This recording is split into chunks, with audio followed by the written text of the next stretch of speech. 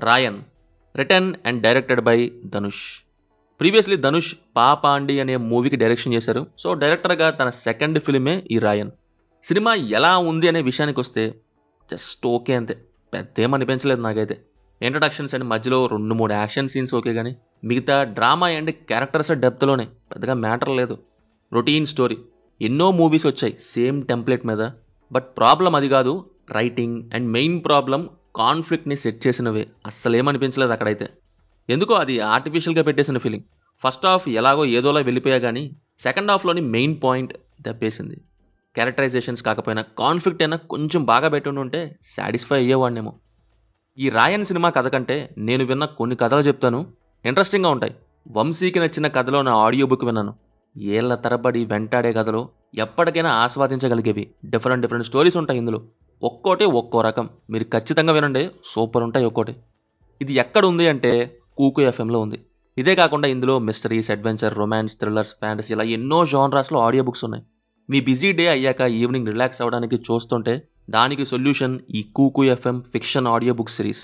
వాటిల్లో ఉన్న stories and నేరేషన్తో పాటు మన ఇన్ఫినిట్ ఇమాజినేషన్ తోడైతే పర్ఫెక్ట్ కాంబో కదా. అలాగే మంచి ఎక్స్పీరియన్స్ని ఇచ్చేలా high quality audio production maintain చేశారు.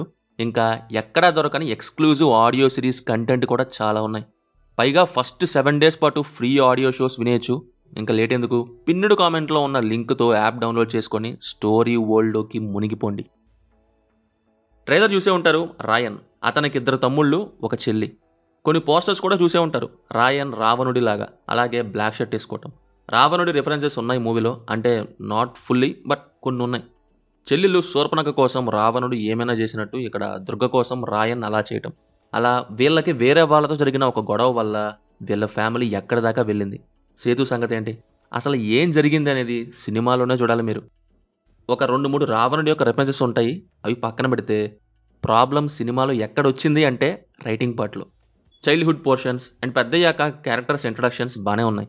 రాయన్ బ్రదర్స్ అండ్ సిస్టర్, కష్టం, రాయన్ సైలెంట్గా ఉండడం, ఇవి. ఇక్కడ ఒక 2-3 సీన్లు అండ్ ఇంటర్వెల్, ఆ తర్వాత ఒక 2 సీన్లు అంతే. యాక్షన్ వైజ్ టీస్ చేయటం అండ్ స్టేజింగ్ ఇవి కొంచెం వర్క్ అయ్యాయి. అండ్ క్లైమాక్స్లో రాయన్ ఫేస్ తిప్పకుండా వెళ్ళే సీన్ ఒకటి.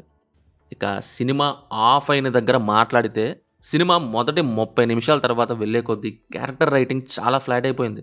అంటే పలానా ఒక ఈవెంట్ జరుగుతుంది, ఆ ఈవెంట్ ఎందుకు జరుగుతుంది, ఫిల్మ్ మేకర్ ఎందుకు పెట్టాడు, ఆ డైలాగ్స్ ఎందుకు రాశాడు, ఇవి కంప్లీట్లీ ప్రిడిక్టబుల్ అండ్ డల్గా అనిపించాయి. ఇప్పుడు అన్నదమ్ములు ఉన్నారు, తమ్ముళ్ళకి అన్నయ్య గురించి తెలియదా, దేనికి ఓకే అంటాడు, దేనికి ఓకే అనడు అని, బట్ స్టిల్ అడిగి వద్దన్నాడని కోపం అంట. ఆల్రెడీ తెలిసే కదా వద్దంటాడని, మరి దేనికి? ఫోర్స్డ్ షిఫ్ట్ కోసం ఎందుకో ఈ కాన్ఫ్లిక్ట్ని క్రియేట్ చేసినవే నాకు ఎక్కలేదు. బ్రదర్స్ ఆఫ్ డిస్ట్రక్షన్గా వచ్చిన ఇంటర్వెల్, ఈ పాయింట్ వైజ్ ఫస్ట్ హాఫ్ డీసెంట్గా ఉన్న మెయిన్ విలన్తో చేంజ్ అవ్వాలని రాసిన second half approach full week అయింది. ఇంకా ప్రొసీడింగ్ మూమెంట్స్ అయితే స్టార్టింగ్ ఇంట్రడక్షన్స్ తర్వాత ఇంటర్వెల్, ఆ తర్వాత నేనైతే హాస్పిటల్ అండ్ క్లైమాక్స్కి వచ్చేస్తాను. క్యారెక్టరైజేషన్స్ వైజ్ నాకు ఈ అన్నదమ్ముల కంటే దుర్గా బెటర్ అనిపించింది. 3 అన్నదమ్ముళ్ళు క్యారెక్టరైజేషన్స్ స్టార్టింగ్ బాగానే ఉన్నా సెకండ్ హాఫ్లో డిస్కనెక్ట్ అయిపోయా.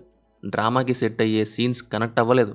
దానికి ఆల్రెడీ రీజన్ చెప్పాను, కాన్ఫ్లిక్ట్లో సరైన మ్యాటర్ లేకపోవటం అండ్ స్టేక్స్ లో అవ్వటం. ధనుష్ యాజ్ డైరెక్టర్గా ఓకే టైప్, కానీ రైటింగ్ వైజ్ మాత్రం ఏం లేదు. Characters depth, conflict and emotions సరిగ్గా లేవు. పర్ఫార్మెన్సెస్ వైజ్ అందరి యాక్టింగ్ బాగుంది, యాక్టింగ్ వైజ్ ఎవరు తగ్గలేదు, రోల్స్కి తగ్గ మంచి యాక్టింగ్ ఇచ్చారు.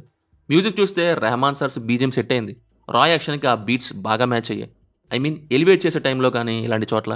ఇంకా 2 సాంగ్స్ నచ్చాయి. సినిమాటోగ్రఫీ అండ్ కలర్ గ్రేడింగ్ ఇవి కూడా బాగున్నాయి.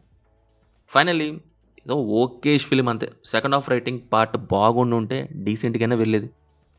బాగా టైం ఉండి 2-3 యాక్షన్ సీన్స్ ఉంటే చాలు, ఏదో ఫ్లోలో పోతామంటే మీ ఇష్టం. No adult scenes, no bad language.